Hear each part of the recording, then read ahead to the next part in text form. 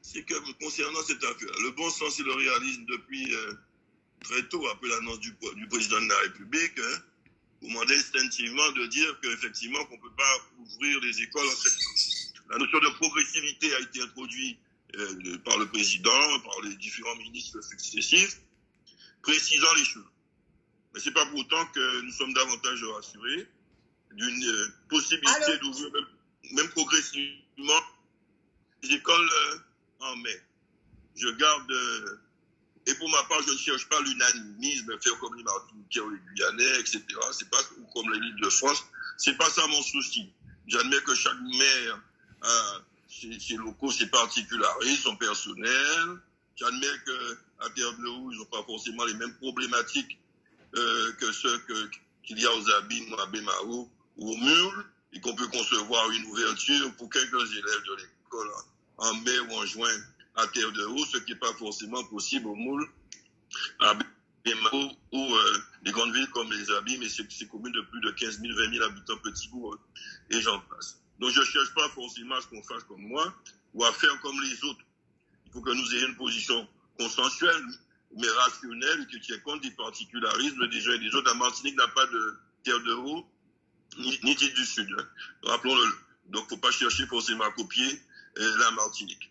Maintenant, ce qui est important pour ceux qui me concernent, le maire des Abîmes, concernant mes locaux et mon personnel, entre guillemets, c'est de prendre une décision juste, sécure et efficace.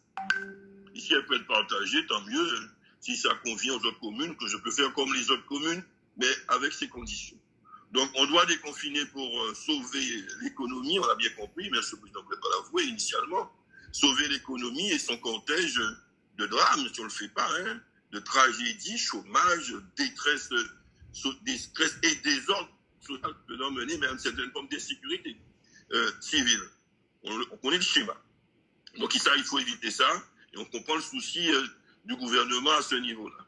Mais on doit aussi le faire dans des conditions sanitaires optimales, minimisant la reprise épidémique localement en Guadeloupe, mais aussi nous évitant un nouveau confinement, parce qu'effectivement, si la reprise épidémique est trop forte et les hôpitaux sont engorgés, on sera obligé de reconfiner, là ça devient catastrophique. On le rappelle lors de la réunion économique dernièrement, M. Vial-Colli, justement.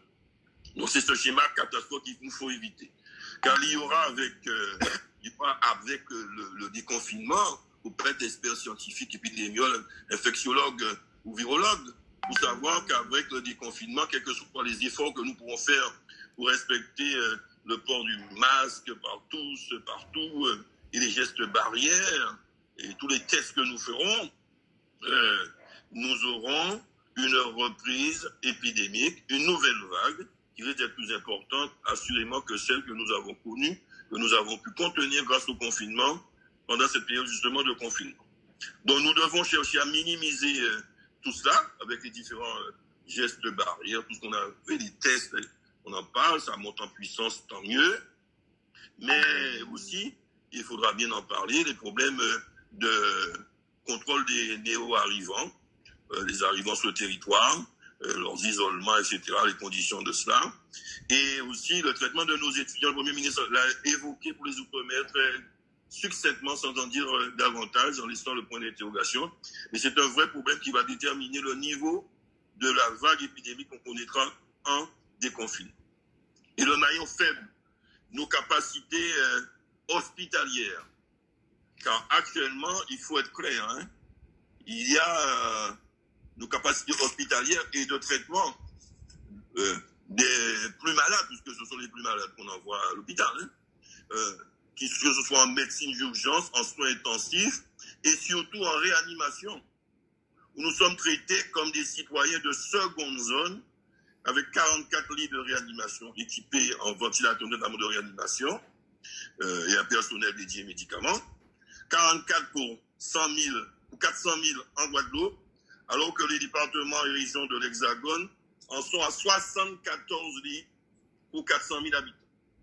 Alors cette discrimination risque de nous coûter de nombreuses vies humaines quand la vague des confinements viendra inéluctablement. Alors dans ces conditions, Ouvrir en mai les écoles généralement, progressivement, partout, dans les conditions décrites par le gouvernement, serait non seulement risqué, mais criminel, sanitairement, en Guadeloupe.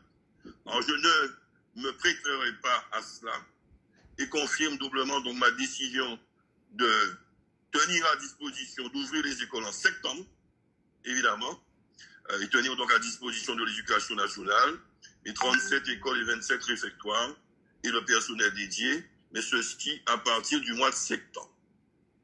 Et nous voyons, et terminé, nous voyons avec le rectorat, comme d'autres communes, je crois, le monde l'a évoqué, les voies et moyens de nous occuper avant cette rentrée progressive de septembre, des décrocheurs, on peut les appeler comme on veut, et autres publics prioritaires, les enfants de soignants, etc., et pour faciliter leur mission déjà très difficile, ce qui représente un nombre très limité, évidemment, de personnes et de personnel et de locaux à mobiliser. Mais rentrée générale en septembre, et tant qu'on n'aura pas cette filière masque, test, geste, masque, test, politique d'isolement, c'est pas encore clair, et capacité hospitalière, notamment réanimation, ben, je pense qu'il faut essayer de ne pas charger la barque, sinon on risque de couler très rapidement avec le peuple guadeloupéen. Merci, Président. Très belle analyse. Hein? Alors,